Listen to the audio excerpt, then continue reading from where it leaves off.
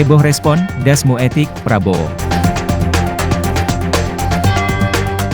Beredar video pernyataan Prabowo saat menghadiri acara internal Partai Gerindra. Bagaimana perasaan Mas Prabowo soal etik?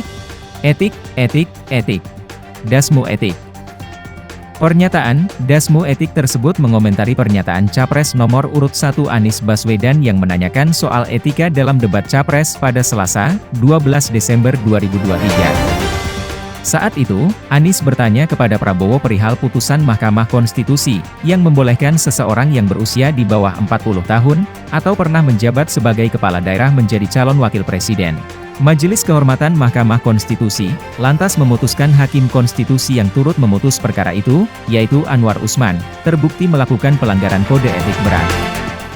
Bagaimana respon ucapan Dasmu etik ini di masyarakat? Menurut Anies Baswedan, hal tersebut membuktikan pentingnya menjaga etik, yang dimulai dari seorang pimpinan. Memang etik itu mulainya dari kepala. Kalau kepala tidak memiliki etika, apalagi bagian yang di bawahnya. Dengan begitu, yang di bawah akan ikut. Sementara itu Ganjar Pranowo menanggapi dengan mengatakan bahwa masyarakat bisa menilai. Semua akan melihat masing-masing karakter selama proses kampanye ini berjalan. Dhanil Anzar Simanjuntak, juru bicara Prabowo mengatakan ucapan, Dasmu etik, disebutnya tidak dalam konteks yang serius, melainkan untuk merefleksi diri karena Prabowo suka bercanda ke sesama sahabat.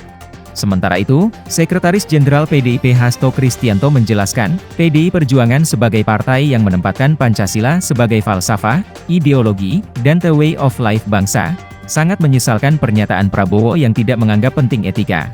Co-Kapten Tim Nasional Anies Baswedan, Muhaimin Iskandar, Sudirman Said menyatakan seorang calon presiden dan juga seorang ketum partai seperti sedang melecehkan aspek etik. Karena justru value pemimpin di sektor publik ialah menjaga etika.